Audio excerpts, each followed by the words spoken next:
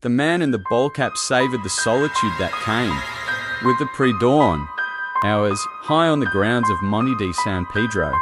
A book sat tucked under his arm, a novel he intended to lose himself in, once the first light of dawn seeped through. But for now, he sat on an old stone bench, the city of A Coruña, sprawling beneath him.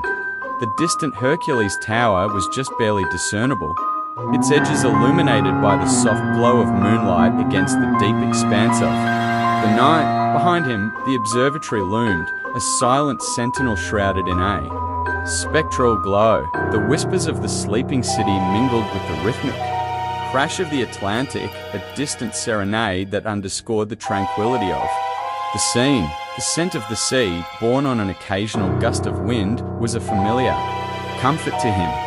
The horizon began to blush, streaks of vermilion and gold bleeding into the cobalt canvas of the sky. The sunrise, slowly bathing the Hercules Tower in its ethereal light, was a spectacle he never tired of. But today, this peaceful tableau was destined to be the backdrop of a far darker display.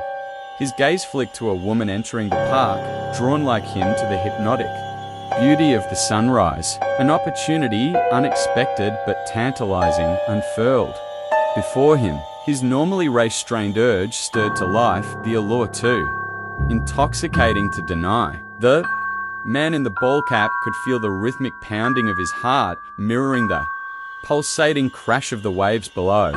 His hand slipped into his pocket, his fingers tracing the chilling, familiar outline of his knife. His breath hitched slightly as he stood up, each measured step he took toward his unsuspecting prey echoing louder than the awakening city beneath them. Time elongated, each second stretching out as he closed the distance. The thrill of the hunt surged through him, a heady mixture of adrenaline and dread. His victim, absorbed in the mesmerizing sunrise, remained blissfully unaware of her impending fate. In a swift, shocking instant, his knife plunged into her. Her wide eyes began to dim, and an impending scream was silenced before it could form.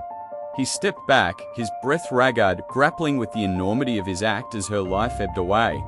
A wave of satisfaction washed over him as he studied his handiwork. The cryptic patternage etched on her skin was his signature, his calling card. His heart thudded relentlessly in his chest, a pounding reminder of the audacious risk he had taken. He had left his indelible mark on this public place, a bold deviation from his modus operandi. With one final glance at the lifeless form at his feet, he disappeared into the city's morning bustle. His departing footsteps were a drumbeat, a chilling score to the macabre dance he had just conducted.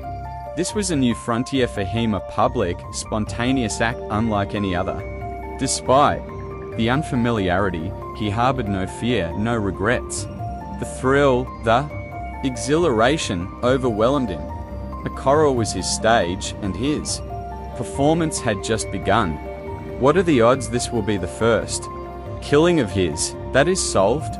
He was always several moves ahead in this twisted game of his. As he melded back into the awakening city, his book, forgotten on the bench, was a silent witness to the morning's grisly affair, its pages destined to be warmed by the same sunrise that had set his dark plan into motion.